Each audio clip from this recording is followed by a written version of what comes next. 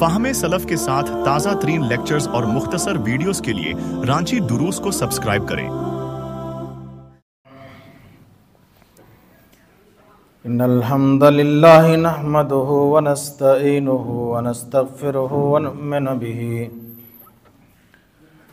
ونعوذ بالله من شرور انفسنا ومن سيئات اعمالنا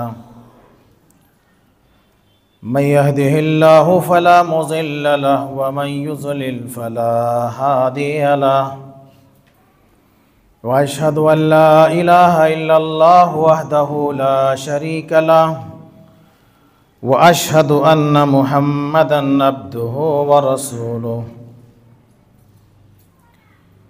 يا أيها الذين آمنوا اتقوا الله حق تقاته ولا تموتن إلا وأنتم مسلمون يا أيها الناس اتقوا ربكم الذي خلقكم من نفس واحدة وخلق منها زوجها وبث منهما رجالا كثيرا ونساء واتقوا الله الذي تساءلون به والأرحام إن الله كان عليكم رقيبا يا أيها الذين آمنوا اتقوا الله وقولوا قولا سديدا يصلح لكم أعمالكم ويغفر لكم ذنوبكم ومن يطع الله ورسوله فقد فاز فوزا عظيما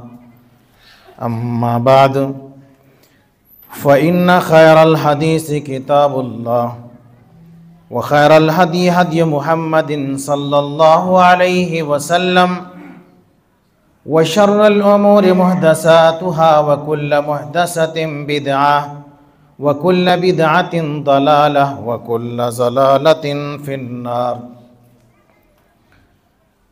فقد قال الله تبارك وتعالى في القرآن المجيد أعوذ بالله من الشيطان الرجيم قاف والقرآن المجيد بل عجبوا أن جاءهم منذر منهم فقال الكافرون هذا شيء عجيب أئذا متنا وكنا ترابا ذلك رجع بعيد قد علمنا ما تنقص الأرض منهم وعندنا كتاب حفيظ بل كذبوا بالحق لما جاءهم فهم في أمر مريج أفلم ينظروا إلى السماء فوقهم كيف بنيناها وزيناها وما لها من فروج والأرض مددناها وألقينا فيها رواسي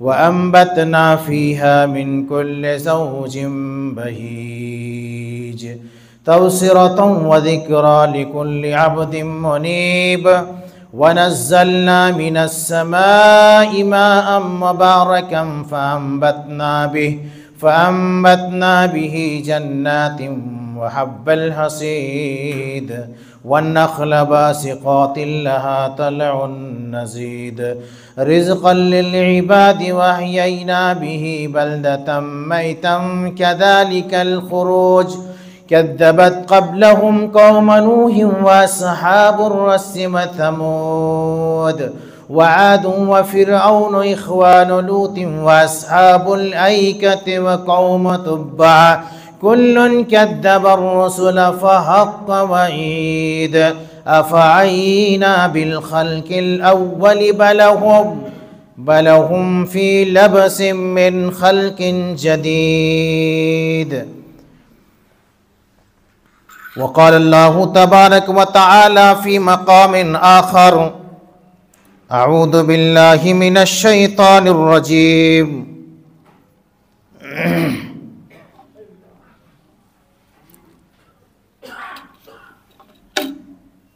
تتجافى جنوبهم عن المضاجع يدعون ربهم خوفا وطمعا ومما رزقناهم ينفقون وقال تعالى في مقام آخر كانوا قليلا من الليل ما يهجعون وبالأسحار يستغفرون۔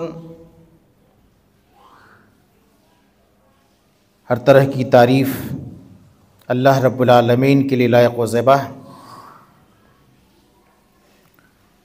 جنہوں نے ہمیں اور آپ کو پیدا کیا،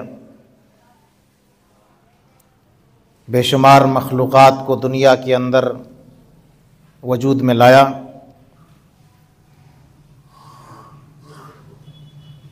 بہت ساری نعمتوں سے ہمیں اور آپ کو مالا مال کیا، ایمان اور اسلام کی دولت سے ہمیں اور آپ کو نوازا۔ بعدہ درود و سلام نازل ہوں جملہ تمام انبیاء علیہم الصلاۃ والسلام پر،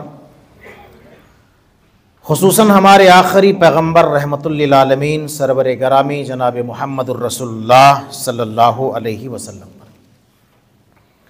برادران اسلام، حاضرین جمعہ، معزز بزرگوں، نوجوان ساتھیوں، عزیز بچوں، پردہ نشین اسلامی مائیں اور بہنیں، آج کا ایک نہایت ہی اہم اور دلچسپ موضوع ہے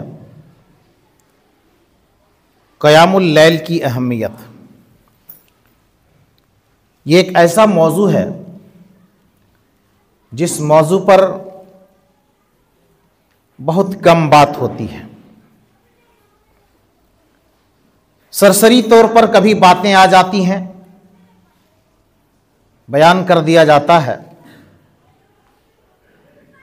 لیکن میں نے دیکھا ہے بہت کم ایسا موقع ہوتا ہے جس میں اسے موضوع بنایا جائے اور اس موضوع کے اوپر تفصیل سے باتیں ہوں۔ اس مناسبت سے آج کے خطبہ جمعہ میں، چونکہ گزشتہ 2 جمعے سے نوافل پر باتیں ہو رہی تھی، مناسب سمجھا کہ اس نوافل کے باب میں اس اہم موضوع کو رکھا جائے تاکہ اس موضوع کے مناسبت سے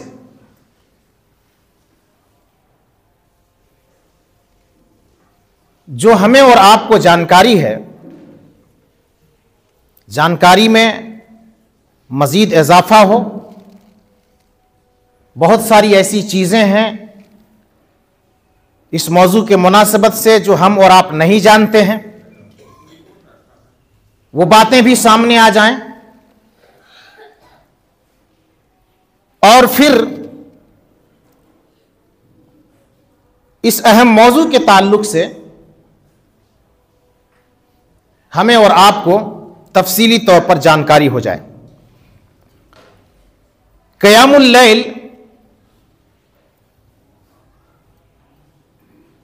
کسے کہتے ہیں؟ قیام کے معنی ہوتے ہیں کھڑا ہونا، اور لیل کے معنی ہوتے ہیں رات۔ تو رات کو کھڑا ہونا، رات کو قیام کرنا، قیام اللیل کا یہ مطلب ہوتا ہے، یہ لغوی معنی ہوتا ہے۔ اصطلاح کے اندر، شریعت کے اندر قیام اللیل کا مطلب ہوتا ہے رات کے کچھ حصے میں، عشاء کے بعد سے لے کر کے فجر سے پہلے تک، صبح صادق تک، رات کے کچھ حصے میں اللہ کی عبادت کرنا، نمازیں پڑھنا، ذکر و اذکار کرنا، قرآن کی تلاوت کرنا، اسے تہجد کہا جاتا ہے، اسے قیام اللیل کہا جاتا ہے۔ اس کے کئی نام ہیں۔ ایک تو اس کو قیام اللیل کہا جاتا ہے، رات کو اٹھ کر کے نماز پڑھتے ہیں، قیام کرتے ہیں، اسے قیام اللیل کہا جاتا ہے۔ اس کا ایک نام صلاۃ اللیل ہے۔ صلاح کہتے ہیں جو نماز پڑھتے ہیں، نماز کو صلاح کہتے ہیں۔ صلاۃ اللیل رات کو نماز پڑھنا، اس کا ایک نام صلاۃ اللیل ہے، ایک نام قیام اللیل ہے، ایک نام اس کا تہجد ہے۔ چونکہ عام طور پر رات میں آدمی سو جاتا ہے اور سو کر کے پھر جاگتا ہے، اور جاگ کر کے وہ پھر باوضو ہو کر کے رات کو قیام کرتا ہے، نماز پڑھتا ہے، قرآن کی تلاوت کرتا ہے، ذکر و اذکار میں ملوث ہو جاتا ہے، تو اس کو تہجد کہا جاتا ہے۔ اور اس کا نام ایک تراویح ہے۔ رمضان کے مہینے میں چونکہ عشاء کے فوراً بعد پڑھ لیا جاتا ہے، اور اس کا ایک نام تراویح بھی پڑھا،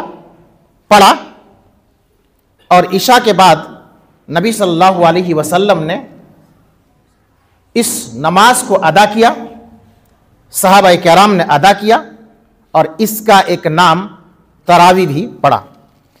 یہ نام الگ الگ ہے لیکن چیز ایک ہی ہے۔ تہجد، قیام اللیل، صلاۃ اللیل اور تراویح، یہ ساری کے ساری چیزیں ایک ہیں۔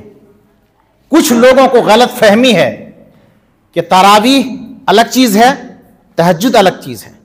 بعض لوگوں کو دیکھا جاتا ہے کہ وہ تراویح پڑھ لیتے ہیں اور پھر جو ہے اپنی وتر کو چھوڑ دیتے ہیں، رات میں پھر جاتے ہیں گھر، اور گھر جا کر کے وہ تہجد کی نماز پڑھتے ہیں، اور تراویح کو الگ سمجھتے ہیں اور تہجد کو الگ سمجھتے ہیں۔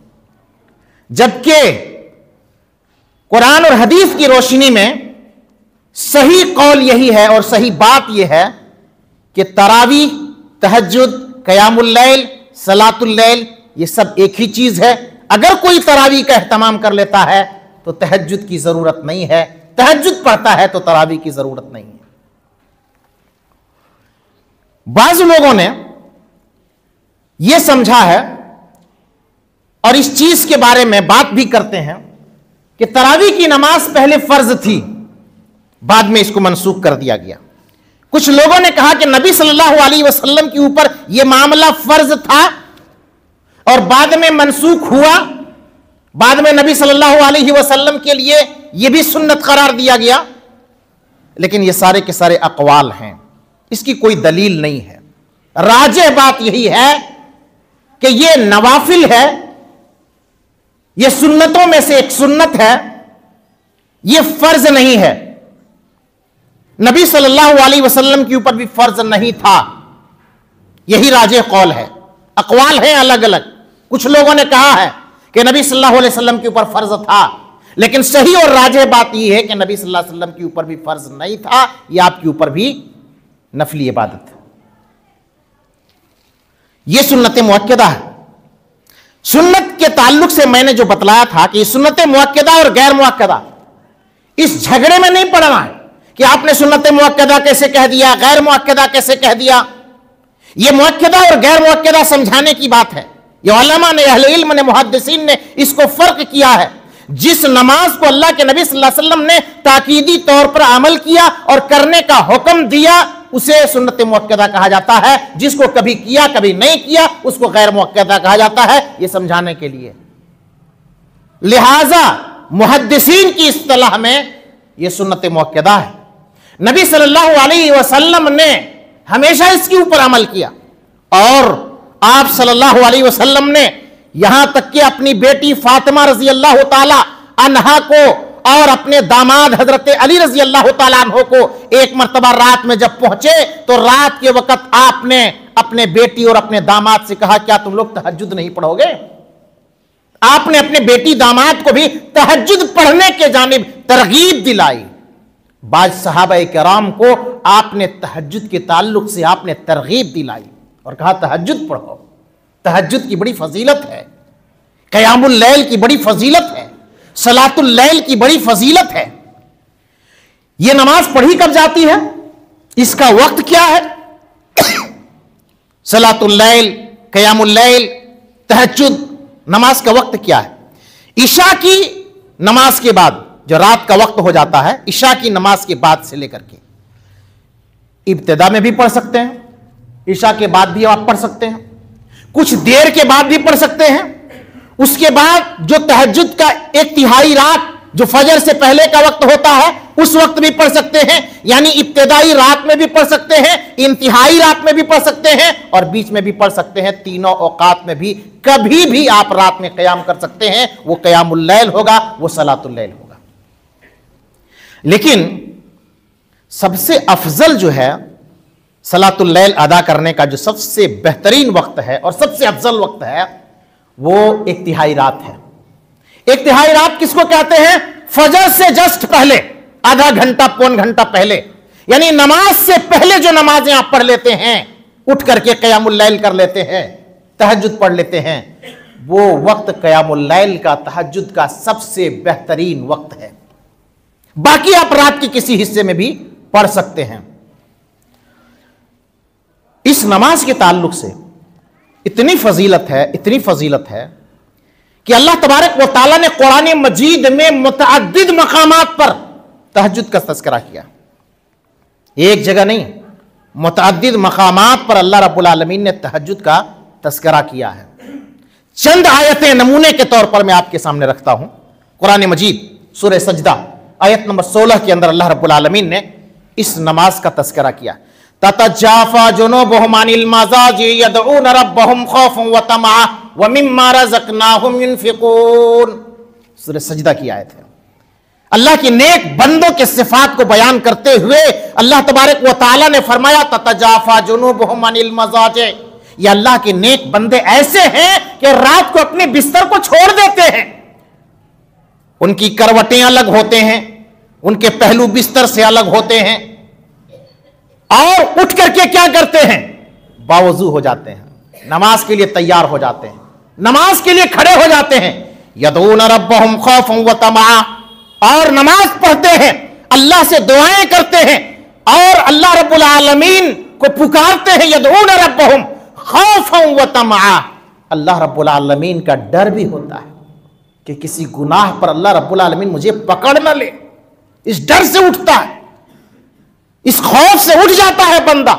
نیند نہیں آتی ہے ان کو، کروٹیں بدلتا رہتا ہے، بستر چھوڑ دیتا ہے، رات کا وقت ہوتا ہے، سارے لوگ کھراٹے کی نیند لے رہے ہوتے ہیں، اور یہ بندہ اٹھ کر کے اپنے نرم نرم بستر اور گرم گرم بستر کو بلائے طاق کر دیتا ہے، چھوڑ دیتا ہے، اور اٹھ کر کے تہجد کی نماز میں لگ جاتا ہے اور دعائیں کرتا ہے، اللہ سے ڈرتا ہے، کانپتا ہے، روتا ہے، رکوع کرتا ہے، سجدہ کرتا ہے، اور ایک طرف لالچ بھی ہے کہ اللہ مجھے اس کے بدلے تو مجھے جنت دے دینا۔ اللہ اکبر۔ ایک طرف ڈرتا ہے، خوف کھاتا ہے، تقویٰ ہے اس کے اندر، اور دوسرے طرف اللہ رب العالمین سے لالچ بھی ہے کہ اللہ مجھے جنت عطا کرے گا۔ وَمِمَّا رَزَقْنَاهُمْ يُنْفِقُونَ، اللہ جو مال دیا ہوا ہوتا ہے نماز کے علاوہ، وہ اپنے مال میں سے جو اللہ نے دیا ہے اس مال کو اللہ کی راہ میں خرچ کرتے ہیں۔ آگے چلیے، قرآن مجید سورہ زاریات آیت نمبر 17 اور 18۔ کانوا قلیلا من اللیل ما یہجعون وبالاسحار یستغفرون، اللہ کے نیک بندوں کی صفت اللہ نے بیان کیا۔ یہ پہلے کے لوگوں کا بھی یہی عمل تھا، انبیاء کرام کا ایسا عمل تھا، صالحین کا ایسا عمل تھا، نبی اکرم صلی اللہ علیہ وسلم کا عمل تھا، سلف صالحین کا عمل تھا۔ اللہ رب العالمین نے اس عمل کو قرآن مجید کے اندر جگہ دیا اور فرمایا کانوا قلیلا من اللیل ما یہجعون، وہ اللہ کے نیک بندے تھے جو راتوں کو بہت کم سویا کرتے تھے۔ آج ہم گھڑی دیکھتے ہیں کہ ڈاکٹر کے مطابق ہمیں تو 6 گھنٹے سونے ہیں، 6 گھنٹے ابھی پورے نہیں ہوئے ہیں، رک جاؤ ابھی 5 گھنٹے ہوئے ہیں، کہیں ہماری صحت خراب نہیں ہو جائے۔ لیکن اللہ کے نیک بندے وہ اللہ کے ڈر سے اپنے بستر کو چھوڑ دیتے ہیں، بہت کم سویا کرتے ہیں، رات کو اٹھ جاتے ہیں اور راتوں کو اٹھ کر کے نماز پڑھتے ہیں، اور ساتھ ہی ساتھ وہ اللہ رب العالمین سے استغفار کرتے ہیں۔ اس وقت تہجد کی گھڑی میں اٹھ کر کے، قیام اللیل میں اٹھ کر کے وہ اللہ رب العالمین سے استغفار کرتے ہیں۔ آگے چلیے، قرآن مجید میں اللہ رب العالمین نے فرمایا، سورہ مزمل آیت نمبر 1 سے 4 پڑھیے۔ اللہ نے فرمایا اپنے نبی صلی اللہ علیہ وسلم سے، یہ نماز کتنی اہم ہے، یہ نماز کتنی اہم ہے، یہ نفلی نماز اللہ کے نزدیک کس قدر محبوب ہے کہ اپنے محبوب سے، اپنے نبی سے اللہ رب العالمین ارشاد فرما رہا، یا ایھا المزمل قم اللیل الا قلیلا نصفہ او انقص منہ قلیلا او زد علیہ ورتل القرآن ترتیلا۔ اللہ اکبر۔ پڑھیے ترجمہ کے ساتھ تو آپ کو مزہ آ جائے گا کیا کہنا چاہتا اللہ رب العالمین۔ نبی اکرم صلی اللہ علیہ وسلم کے اوپر جب یہ آیتیں نازل ہوئی آپ چادر اوڑھے ہوئے تھے، چادر اوڑھے ہوئے تھے۔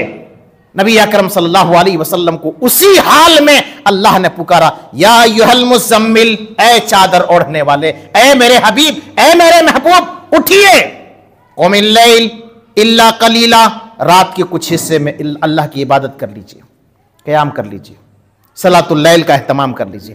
اپنے نبی کو اللہ رب العالمین حکم دے رہا ہے کہ آپ نماز پڑھیے، قیام اللیل کیجئے، نصف ہو آدھی رات آپ قیام کر لیجئے، او انقص منہ قلیلا، یا اس سے کم اگر ہو نہیں سکتے ہیں آدھی رات تو اس سے کم آپ اللہ رب العالمین کی عبادت کر لیجئے اور رات کو قیام کر لیجئے۔ اور زد علیہ ہے، کم کرنا زیادہ کرنا یہ آپ کے اوپر ہے، کوئی سختی نہیں ہے، کوئی جبر نہیں ہے کہ کتنا وقت ہونا چاہیے، بس رات کے کچھ حصے میں، چاہے آدھی رات ہو، چاہے اس سے کم ہو، چاہے اس سے زیادہ ہو، کچھ حصے میں آپ اللہ کی عبادت کر لیجئے۔ وَرَتِّلِ الْقُرْآنَ تَرْتِیلًا، اور جب آپ پڑھیں قرآن تہجد کی نماز میں، قرآن کی تلاوت کریں تو قرآن پڑھنے کا جو انداز ہوگا، اللہ نے فرمایا وَرَتِّلِ الْقُرْآنَ تَرْتِیلًا، قرآن کو ٹھہر ٹھہر کر کے پڑھو۔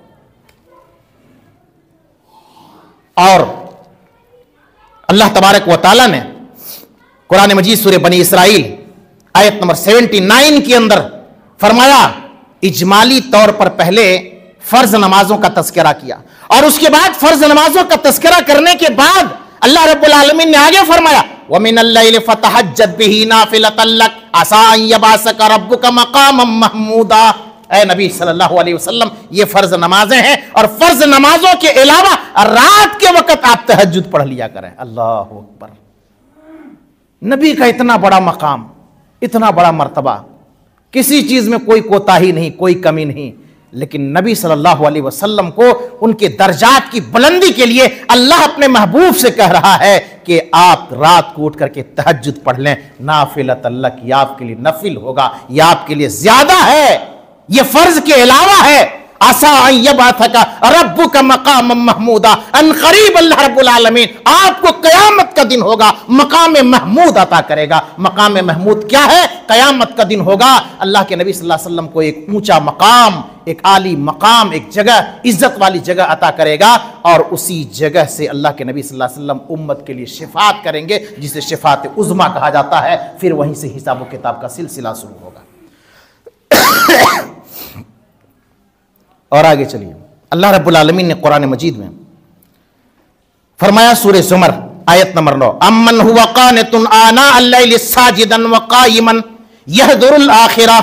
اللہ اکبر، یہ اللہ کے نیک بندے راتوں کو اٹھ جاتے ہیں، آناء اللیل ساجدا وقائما، ان کا وقت گزرتا ہے رکوع اور سجدے میں، قیام اور سجدے میں، لمبا قیام کرتے ہیں، لمبا سجدہ کرتے ہیں، لمبا قیام کرتے ہیں۔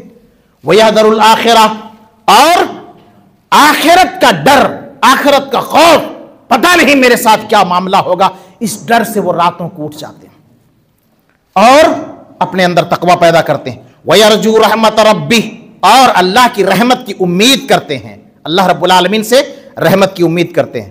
قرآن مجید سورہ فرقان آیت نمبر 64 کو پڑھیے، اللہ رب العالمین نے فرمایا والذین یبیتون لربہم سجدا وقیاما، اپنے نیک بندوں کی صفت بیان کرتے ہوئے فرمایا میرے نیک بندے ہیں، اللہ کے نیک بندے وہ ہیں جو راتوں کو اٹھتے ہیں اور وہ سجدے اور قیام میں رہتے ہیں۔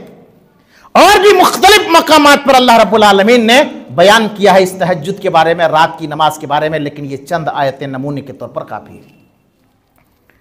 اب آئیے احادیث میں ایک نظر ڈالتے ہیں کہ اس نماز کی اہمیت کیا ہے۔ بھلا دیا ہم لوگوں نے اس نماز کو، بس کسی طریقے سے فرض نماز سمجھیے کہ مینج کرتے ہیں، کبھی پڑھ لیا کبھی نہیں پڑھا، کبھی رکعت ملی کبھی نہیں ملی، کبھی احترام کرنا ہے کبھی نہیں کرنا، بس اسی کو دین سمجھ کر کے رکھا ہے۔ اور صحابہ کرام سلف صالحین ڈھونڈتے تھے، نیکیاں ڈھونڈتے تھے۔ آج لوگ سوال کرتے ہیں کیا نفل نماز کے بارے میں بات کرتے ہیں، نفل نماز اگر نہ بھی پڑھیں تو کیا حرج ہے؟ یہ سوال آتا ہے کہ اگر ہم نہ پڑھیں تو کوئی گناہ تو نہیں ہے۔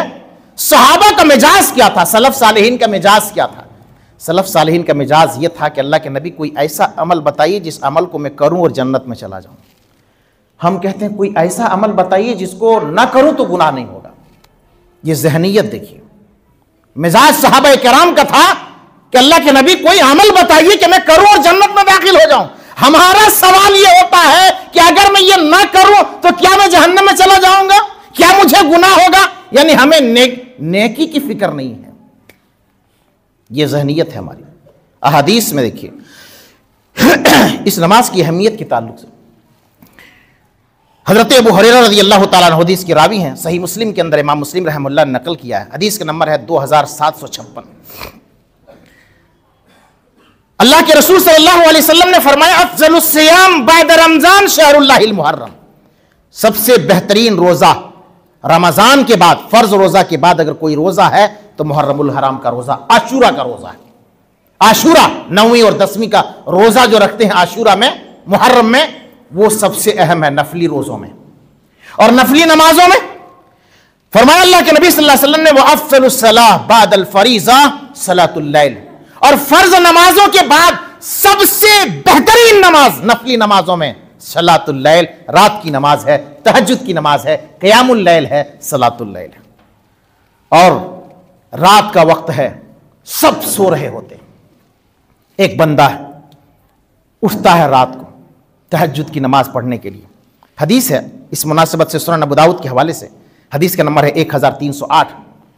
ایک بندہ ہے رات کو اٹھ جاتا ہے اور اٹھ کر کے وضو کرتا ہے، قیام اللیل کرتا ہے، اور اس کے بعد حدیث کے مطابق اللہ رب العالمین کے فرمان کے مطابق کہ قو انفسکم واہلیکم نارا، اپنے آپ کو اور اپنے اہل و عیال کو جہنم کی آگ سے بچاؤ.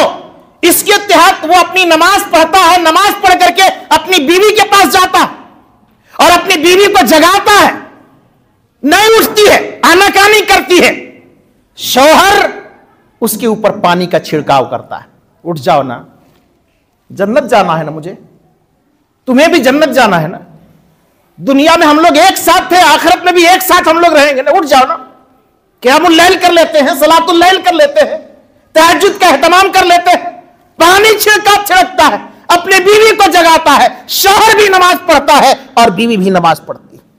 اور کبھی کبھی ایسا ہوتا ہے بیوی اٹھتی ہے، رات کا وقت ہے، سب سو رہے ہوتے ہیں، اٹھتی ہے، وضو کا اہتمام کرتی ہے، قیام کرتی ہے، تہجد پڑھنے لگتی ہے، پھر اپنے شوہر کے پاس جاتی ہے، اپنے شوہر کو جگاتی ہے. شوہر کروٹ بدلتا ہے، آناکانی کرتا ہے، چھوڑو نے کیوں اٹھا رہی ہو، اٹھ جاؤ نے اللہ کے بندے، سب سو رہے ہیں، رات کا وقت ہے، قیام کرنا اللہ کو بہت پسند ہے، چلو اٹھ کر کے قیام کرتے ہیں. پانی کا چھڑکاؤ کرتی ہے. شوہر اٹھ جاتا ہے. اللہ کے نبی صلی اللہ علیہ وسلم کہتے ہیں رحم اللہ رجلا، اس اللہ کے بندے کے اوپر اللہ کی رحمت ہو. نبی اپنے زبان سے دعا دے رہے ہیں، اللہ کے اس بندے پر رحمت ہو جو رات کو تہجد کے لیے اٹھتا ہے اور پھر اپنی بیوی کو جگاتا ہے، پانی کا چھڑکاو کرتا ہے. اللہ کی رحمت ہو اس عورت کے اوپر جو خود اٹھتی ہے اور پھر اس کے بعد اپنے شوہر کو جگاتی ہے، اور نہیں جاگتا ہے تو اس کے اوپر پانی کا چھڑکاو کرتی ہے. کہاں ہے یہ مجاز؟ فرض کے لیے ہم اپنے شوہر کو نہیں جگا پاتے ہیں، فرض کے لیے ہم اپنے بیوی کو نہیں جگا پاتے ہیں، ڈر لگتا ہے. یا تو ہم غفلت میں ہیں کہ ہم تو پڑھ رہے ہیں، بیوی پڑھے نہ پڑھے، میں تو پڑھ رہی ہوں، میرے شوہر پڑھے نہ پڑھے.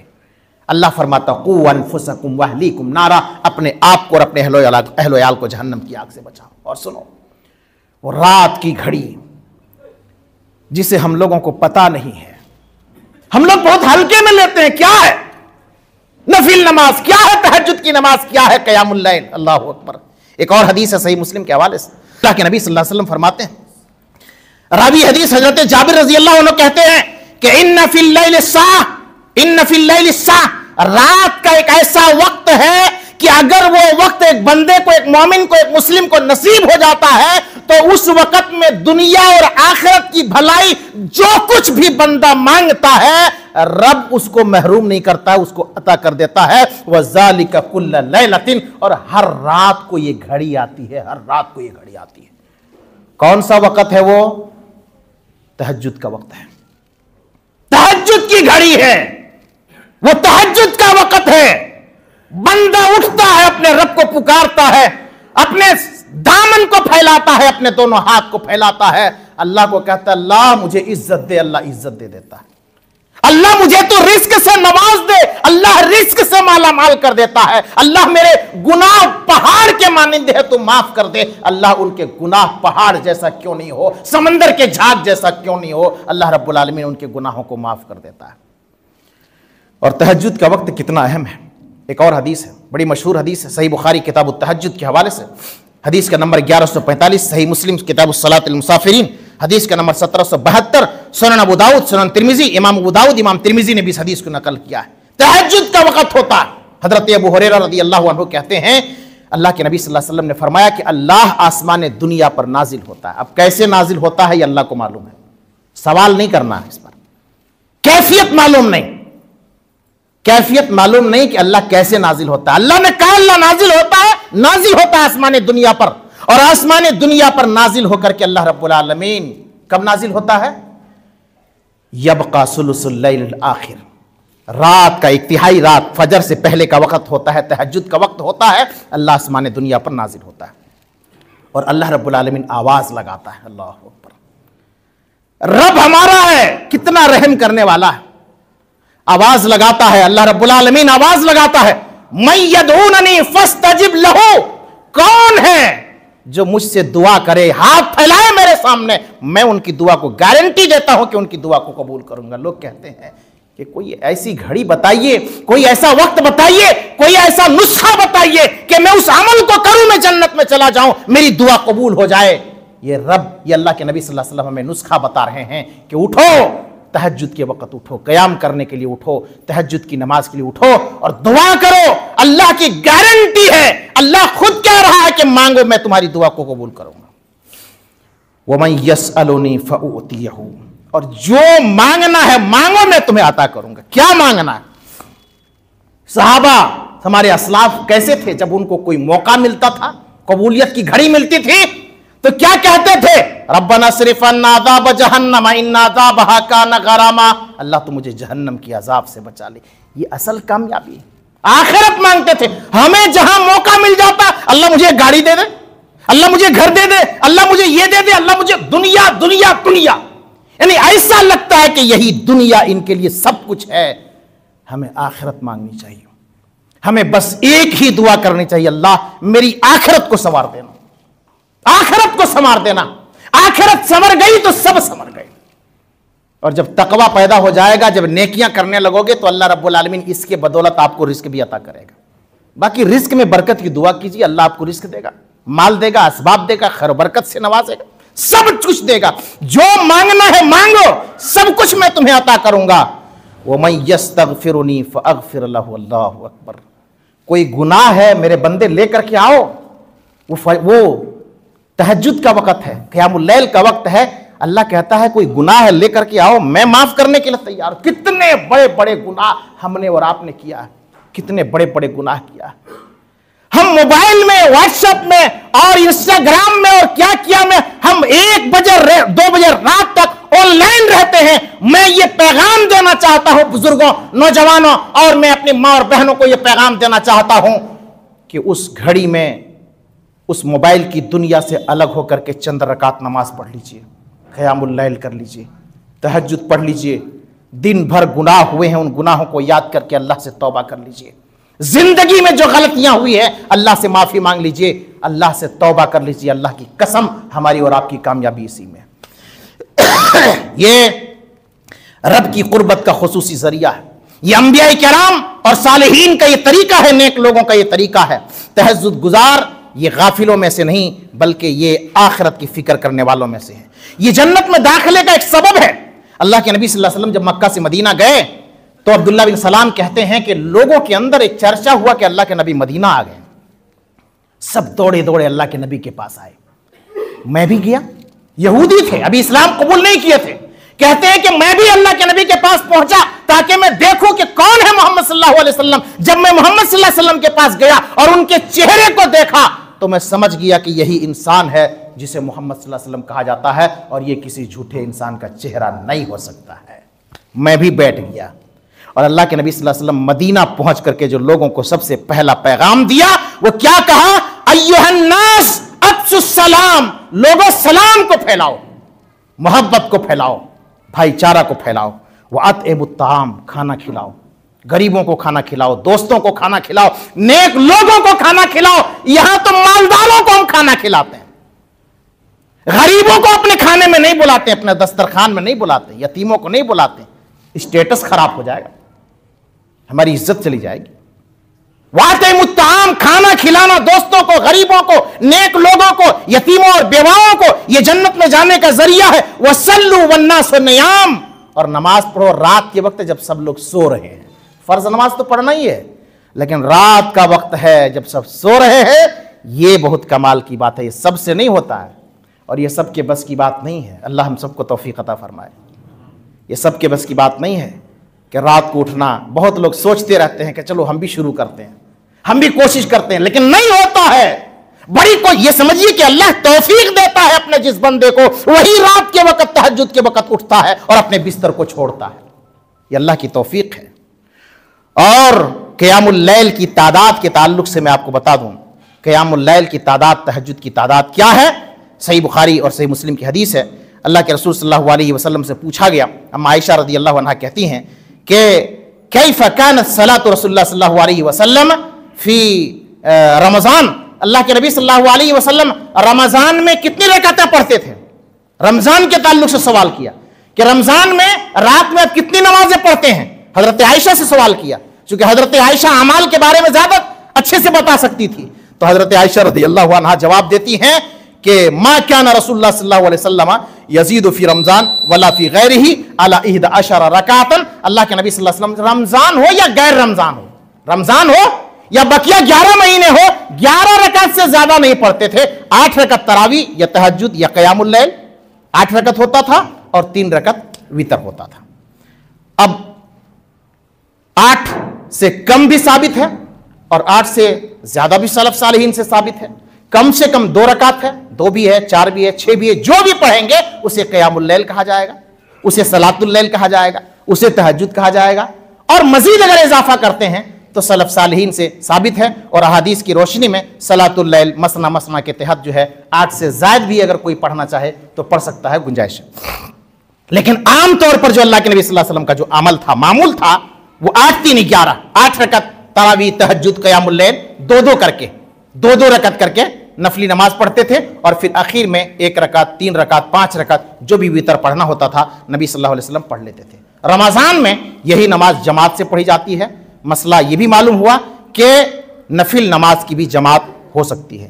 تراویح کے بارے میں نے بتایا کہ اگر تراویح پڑھتے ہیں تو تہجد کی ضرورت نہیں ہے، تراویح تہجد ایک ہی چیز ہے۔ تہجد کا اگر معمول ہے، ہمیشہ ریگولر اگر پڑھتے ہیں، اور کبھی اگر انسان سے چھوٹ جاتی ہے تو اس تہجد کو قضا بھی کر سکتے ہیں۔ نبی صلی اللہ علیہ وسلم کو اگر کسی کی وجہ سے، کسی کام کی وجہ سے اگر نہیں پڑھ پاتے تھے، کسی عذر کے تحت نہیں پڑھ پاتے تھے، تو دن میں اس تہجد کو، قیام اللیل کو آپ دن میں اس کو پورا کر لیتے تھے۔